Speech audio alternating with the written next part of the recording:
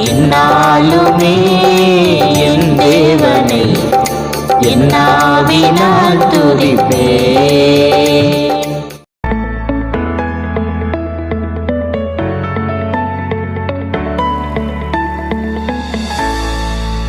1 பேதுரு 4:1-2 வசனங்கள் எடுத்துக்கோங்க. இப்படி இருக்க கிறிஸ்து நமக்காக மாம்சத்திலே பாடுபட்டபடியால் நீங்களும் அப்படிப்பட்ட சிந்தையை ஆயுதமாக தரித்து கொள்ளுங்கள். ஏனென்றால் மாம்சத்தில் பாடுபடுகிறவன் இனி மாம்சத்தில் இருக்கும் காலம் வரைக்கும் மனுஷருடைய இச்சைகளின்படி பிழைக்காமல் தேவனுடைய சித்தத்தின்படியே பிழைக்கத்தக்கதாக பாவங்களை விட்டு ஓய்ந்திருப்பான். இந்த வசனங்களை ஏற்கனவே ஒரு நாள் பேசியிருந்தேன். ஏன் நமக்கு பாடுகள் அப்படின்னு பேசியிருந்தேன். 5 தலைப்புகள் ஞாபகம் இருக்குங்களா? ஏன் நமக்கு ஆண்டவர் பாடுகளை அனுமதிக்கிறான். இன்னைக்கு இந்த வசனத்திலிருந்து இயேசு கிறிஸ்துவின் பாடுகள் அப்படின்னு நம்ம சிந்திக்க போகிறோம். இப்போ செய்தியின் தலைப்பு ஆசீர்வாதம் அப்படின்னா நமக்கு சந்தோஷம் இருக்கும். தலைப்பே பாடுகள்னா எப்படி இருக்கும்? பாடுகளே இல்லாத கிறிஸ்தவர்கள் இல்லை. பாடுகள் என்ற வார்த்தை பொதுவாகவே நம்ம விரும்பாத ஒரு வார்த்தை, அப்படி தானே? பாடுகள்னா பிடிக்காதுன்னு சொல்லலை, விரும்பாத ஒரு வார்த்தை. அதாவது தேவனுடைய திட்டத்தில் பாடுகள் அல்லது துன்பம் தான் ஒரு சிறப்பான இடத்தை பெற்றிருக்கிறது. ஆண்டவராக இயேசு கிறிஸ்துவின் வாழ்க்கை சரித்திரத்திலையும் அவருடைய பிறப்பு, வளர்ப்பு, அவருடைய ஊழியம், மரணம், பாடுகள் இடம்பெற்றிருக்கிறது. ஏனென்று சொன்னால் ஆண்டுடைய ஊழியம், மரணம், பாடுகள் இதெல்லாம் ஒப்பிடப்பட முடியாத ஒரு விஷயம். எவரோடு என்ன செய்ய முடியாது? ஆண்டுடைய பாடுகளை ஒப்பிட்டு பார்க்க முடியாது. எப்படி என்றால் அவருடைய பாடுகள் மாபெரும் ரகசியம், பரம ரகசியம். அது இன்றைக்கும் சிந்திக்கும் போது அந்த கல்வாரி அன்பினால எத்தனையோ பாவிகள் என்ன செய்கிறாங்க? தொடப்படுகிறார்கள். ஆண்டவர் செய்த அற்புதத்தை கண்டு ஓடி வந்தவர்கள் எத்தனை பேராக இருந்தாலும் ஆண்டுடைய பாடுகளை சிந்தித்தால் தான் ரட்சிப்புக்குள் வர முடியும். ஆண்டுடைய ஊழிய பாதையில பாடுகள் மிகவும் உயர்ந்த சிகரம் போல் இருந்தது.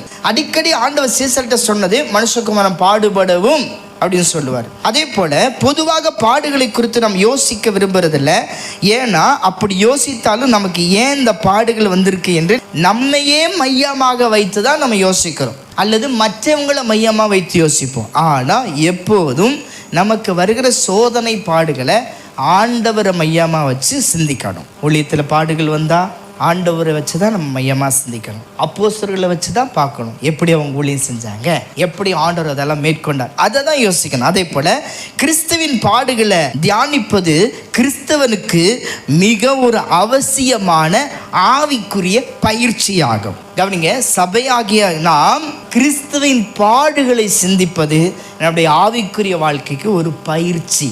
அதே போல கிறிஸ்துவின் பாடுகளை தியானிக்கும் போது என்ன நடக்குது? ஆண்டவர் 2000 வருஷத்துக்கு முன்னாடி ஏசப்பா நமக்காக பாடுபட்டார். அதை சிந்திக்கிறதுனால நமக்கு என்ன நடக்குது, என்ன பிரயோஜனம் இருக்கு?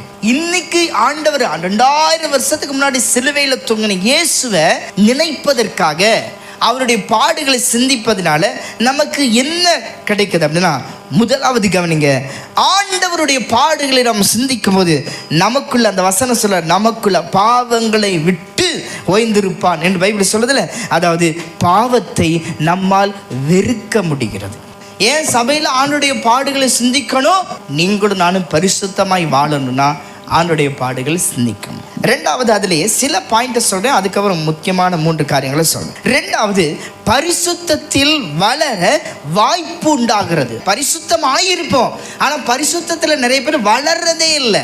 அதே போல மூன்றாவது, நமக்கு இருக்கும் துன்பங்களையும் நெருக்கங்களையும் புதிய கண்ணோட்டத்தில் பார்க்க உதவியா இருக்கிறது. எப்படி? அவனுடைய பாடுகளை சிந்திச்சோம்னா நமக்கு வர துன்பங்கள், பாடுகள், நெருக்கங்களை புதிய கண்ணோட்டத்தில் பார்க்கலாம். ஓ, இதிலிருந்து தேவன் எனக்கு என்ன கற்றுக் கொடுக்கிறாரு, அடுத்து ஆண்டவரை சிந்திக்கும் போது இன்னும் நம்ம அவரை அறிய முடியுது.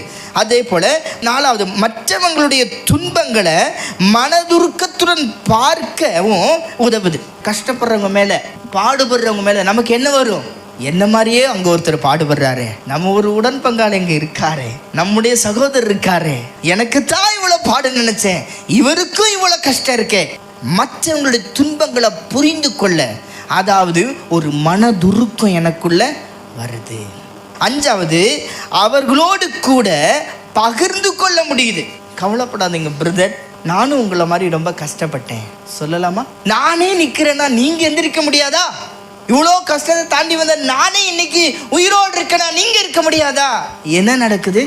பகிர்ந்து கொள்ள முடியுது. நம்ம நினைக்கணும், பாடுகள் பிரச்சனைகள் யாரோ ஒரு மூலமாக பல போராட்டங்கள் வருதுன்னா நம்ம நினைக்கணும், நாம் இன்னும் கனி கொடுக்குற அனுபவத்தில் ஆண்டவர் நம்மளை கொண்டு போகிறாருன்னு நினைக்கணும். தேவன் நம்மளை ரொம்ப நேசிக்கிறாருங்க. ஆண்டவர் ஏசாயா தீர்க்கதரிசியில் சொல்கிறார் 66 நினைக்கிறேன், சிறுமைப்பட்டு ஆவியிலே நொறுங்குண்டு என் வசனத்துக்கு நடுங்குகிறவனையே நான் நோக்கிப்பாங்க. சிறுமைப்பட்டு நல்லா நினச்சி பாருங்க, உண்மையான ஜெபம் எப்போ வரும் தெரியுங்களா? நீங்கள் பாடுகள் வழியாக போகும்போது தேவ சமூகத்தில் விழுந்து கடந்து பாருங்க.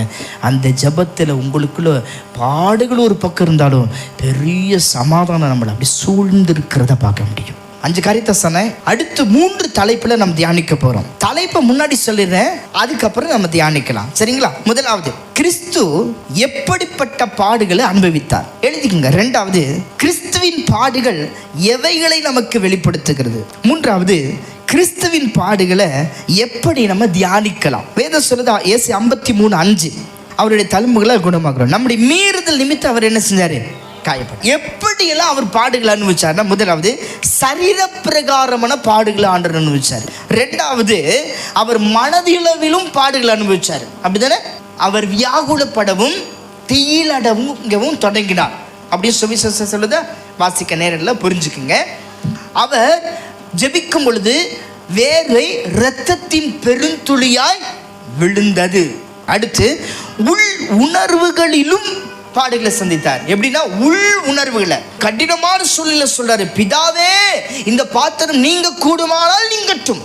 நரம்புகள் எல்லாம் செயல்படுகிறது, இரத்தத்தின் பெருந்துளி விழுகிறது, வேர்வை. அந்த அளவுக்கு அவர் என்ன செய்தார்? பாடுகளை அனுபவிச்சார். சரீரத்தில் சொல்லுங்க, சரீரத்தில் மனதளவில் உள் உணர்வுகளை பாடுகளை அனுபவிச்சார். எப்படிப்பட்ட பாடுகள்? பேதுருவே நீ 3 தடவை என்ன மறுதலிப்பாய். ரொம்ப நேசித்தார்ல. அடுத்து, சிநேகிதனே யூதாசே மனுஷகுமாரன முத்தத்தினாய காட்டி கொடுக்குறாய். எப்படி இருக்கும் மனசு? கவனிங்க, நீங்களும் நானும் பாடுகள் தெரியாம வருது, ஆனா இயேசுவுக்கு நல்லாவே தெரியும் இந்த பாடு வழியா நான் போவேன்னு தெரியும். உள் உணர்வுகள் இருந்து பேசுறார். அடுத்து பாருங்க, ஆத்துமாவின் ஆழத்திலும் பாடுகளை அனுபவித்தார். ஆத்துமாவின் ஆழங்களில் பாடுகளை அனுபவிச்சார். அடுத்து ஆவியிலும் வேதனைகளை அனுபவிச்சார். பிதாவினுடைய கருத்தில் என் ஆவியை ஒப்பு. தேவன்க மனுஷன் அந்த பூமிக்கு வரும்போது இவ்வளோ பாடுகளை சந்திச்சார். இவ்வளோ பாடுகள் வழியா போன கிறிஸ்து, பைபிள் எபிரேயர் 2:18 சொல்லுது, அவர் தாமே சோதிக்கப்பட்டு பாடுபட்டதினாலே அவர் சோதிக்கப்படுறதுக்கு உதவி செய்ய சொல்லுங்க வல்லவராய் இருக்கிறார். இன்னும் சில விஷயங்களை சொல்றேன். எப்படி இயேசு கிறிஸ்து பாடுகளை அனுபவிச்சார்? மிகவும் பாரமான பயங்கரமான நம்முடைய அக்கிரமங்களை இயேசு தம் சரீரத்தில் சுமந்தார். இரத்த வேர்வை சிந்தினார், விசாரணை நிந்திக்கப்பட்டார், கடத்தில் அறையப்பட்டார், முகத்தில் எச்சில் துப்பினார்கள், 5வது தலையில் கொட்டினார்கள், 6வது முள்முடி சுட்டப்பட்டார், எருசலேம் நகரத்தில் சிலுவை சுமந்து கொண்டு இழுத்து செல்லப்பட்டார், 8வது சிலுவை மரத்தில் ஆணிகளால் அறையப்பட்டார், 9வது சிலுவையில் பல மணி நேரம் தொங்கினார், விழாவில் ஈட்டியால் குத்தப்பட்டார். இவ்வளோ பாடுகளுக்குட்படுத்தப்பட்ட கிறிஸ்து எதற்காக இதெல்லாம் சகித்தார்? நமக்காக சகித்தார். அங்கே சிலுவையில் சொன்னார், தாகமாக இருக்கிறேன். கிறிஸ்து எப்படிப்பட்ட பாடுகளை அனுபவித்தார்? புரிஞ்சிச்சிங்களா? 15 விஷயங்களை நான் சொன்னேன். இப்போ கிறிஸ்துவின் பாடுகள் எதை வெளிப்படுத்துறது? ரோமர் 5:8 வாசிங்க. நாம் பாவிகளாக இருக்கையில் கிறிஸ்து நமக்காக மரித்ததினாலே. முதலாவது, கிறிஸ்துவின் பாடுகள் எதை நமக்கு வெளிப்படுத்தினா? தேவ அன்பை வெளிப்படுது. ஏன் ஆண்டவர் எவ்வளோ பாடுபட்டார்னா, என் ஆண்டவர் ரொம்ப நேசிக்கிறார், எனக்காக தம்முடைய அன்பை என்ன செஞ்சாரு? வெளிப்படுத்த. 2வது, ஏசு 53:5 சொல்லுது, பாவத்தின் பயங்கரத்தை வெளிப்படுத்துது. 3வது, கொலோசியர் 1:14 நமக்கு கிடைக்கக்கூடிய மீட்பை வெளிப்படுத்துகிறது. கிடைக்கக்கூடிய மீட்பு, சமாதானம். நாம எப்படி ஜெபிக்கணும் என்பதை ஆண்டவர் அங்கே வெளிப்படுத்தினார். ஜெப அனுபவத்தை ஆண்டவர் எப்படி ஜெபிக்கிறாரு? போராடி ஜெபிக்கிறாரு, மன்றாடி ஜெபிக்கிறாரு, இரத்த வேர்வை சிந்தி ஜெபிக்கிறாரு. 1 மணி நேரம் ஆகிலும் விழித்திருந்து ஜெபிக்க கூடாதா கேட்கிறார். பிதாவோடு பேசுறதுக்கு கற்றுக் கொடுத்தாரு. நான் அதனால என்ன செய்யணும்? சரிங்க, ஆண்டுடைய பாடுகளை நம்ம பைபிள் ரீதியாக பார்த்தோம். இப்போ நாம எப்படி இந்த ஆண்டுடைய பாடுகளை தியானிக்கலாம்? 3வது தலைப்பை நான் சொல்லி முடிச்சிடறேன். கிறிஸ்துவின் பாடுகளை விளக்குகிற வசனங்களை நம்ம அடிக்கடி வாசிக்கணும். அடுத்து, கிறிஸ்துவின் பாடுகளை பற்றி நிறைய வரலாற்று நிகழ்ச்சிகளை நம்ம தெரிந்து கொள்ளணும். சுவிசேஷத்தினுடைய கடைசி பகுதியை நம்ம பார்க்க முடியும். சிலுவை பாடுகளை பற்றி. சிலுவை என்ற வார்த்தை பைபிளில் 83 முறை வருகிறது. சிலுவை என்ற வார்த்தை 83 முறை வருது. நீங்கள் எல்லோரும் செய்தி கேட்குறீங்க, சிலர் என்ன நினைக்கிறீங்கன்னு தெரில. ஆனால் நான் ஜெபிக்க விரும்புகிறேன். என்னோடு யாராவது இணைந்து ஜெபிக்கணும்னு நினச்சா ஒரு 2 நிமிஷம் 5 நிமிஷம் ஜெபம் பண்ண போகிறோம். பாடுகள் நமக்கு எதை வெளிப்படுத்துது?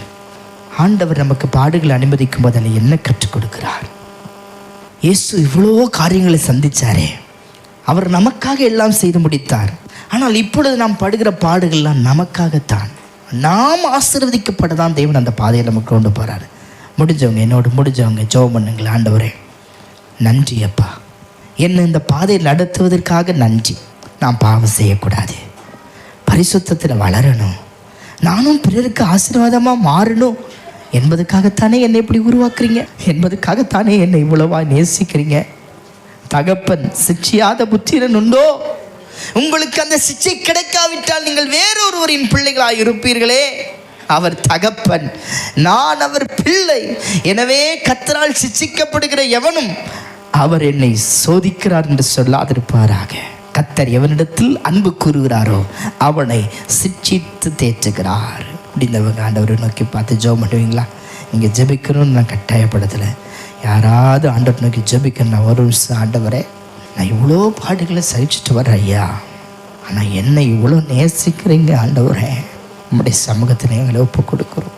இந்த ஊழியத்தில் எவ்வளோ பாடுகள் இருந்தாலும், நீங்கள் தருகிற விசுவாச பிள்ளைகளுக்கு கூட எவ்வளோ பாடுகள் இருந்தாலும் நாங்கள் உணர்கிறோம். ஆண்டவரே எங்களை நீங்கள் பயிற்றுவித்து கொண்டிருக்கிறீங்க, எங்களை நீங்கள் உருவாக்கி கொண்டிருக்கிறீங்க, எங்களை நீங்கள் இன்னும் ரொம்ப நேசிக்கிறீங்க. ஹல்லேலூயா ஹல்லேலூயா ஹல்லேலூயா. நன்றி ஆண்டவரே, நன்றி ஆண்டவரே. கழுதை கூட தன் எஜமானனை அறியும் என் தேசத்தின் ஜனங்கள் உம்மை மறந்தார்களே. கழுதை கூட தன் எஜமானனை அறியும் என் தேசத்தின் ஜனங்கள் உம்மை மறந்தார்களே. ஐயோ அழியும் என் ஜனங்களுக்காய் நான் அழுது ஜெபிக்கணுமே. ஐயோ அழியும் என் ஜனங்களுக்காய் நான் அழுது ஜெபிக்கணுமே. என் தலையெல்லாம் தண்ணீராகணும், என் கண்கள் எல்லாம் கண்ணீராகணும். என் தலையெல்லாம் தண்ணீராகணும், என் கண்கள் எல்லாம் கண்ணீராகணும். நான் கதறி ஜெபித்திட, கண்ணீரோடு ஜெபித்திட, நான் கதறி ஜெபித்திட, கண்ணீரோடு ஜெபித்திட. என் தலையெல்லாம் தண்ணீராகணும், என் கண்கள் எல்லாம் தண்ணீராகணும். நம்முடைய பாடுகளை தியானிக்கும் இந்த கிருபையுள்ள நாட்களை நீங்கள் தந்ததுக்காக நன்றி பிதாவே. இயேசுவே எங்கள் பரிசுத்த ஆவியானவரே, கிறிஸ்துவின் சிந்தை இங்கே வந்திருக்கிற எல்லாருக்குள்ளும் உண்டாகட்டும். தொடர்ந்து உம்மை இன்னும் பற்றிக்கொள்ள கிருபை தாரும். நீர் எங்களை உம்முடைய உத்தம பாதையில் நடத்துகிறீர் என்பதை நாங்கள் அறிந்திருக்கிறோம். நீர் நேசிக்கிற பாதையிலே எங்களை நடத்துகிறீர் என்பதை நாங்கள் அறிந்திருக்கிறோம். நீர் எங்களை இன்னும் உருவாக்குகிறீர் என்பதை நாங்கள் அறிந்திருக்கிறோம். நாங்கள் இன்னும் உமக்கு மிகுந்த கனிகளை தர வேண்டும் என்பதை நீர் எதிர்பார்த்து எங்களை சுத்திகரிக்கிறீர் என்பதை நாங்கள் அறிந்திருக்கிறோம். தொடர்ந்து உடைய வசனங்களுக்கு எங்களை விட்டு தருகிறோம். எங்களை தொடர்ந்து ஆசீர்வதிங்க இயேசப்பா. இயேசுவின் நாமத்தில் ஜெபிக்கிறோம் நல்ல பிதாவே, ஆமென். சோதரர்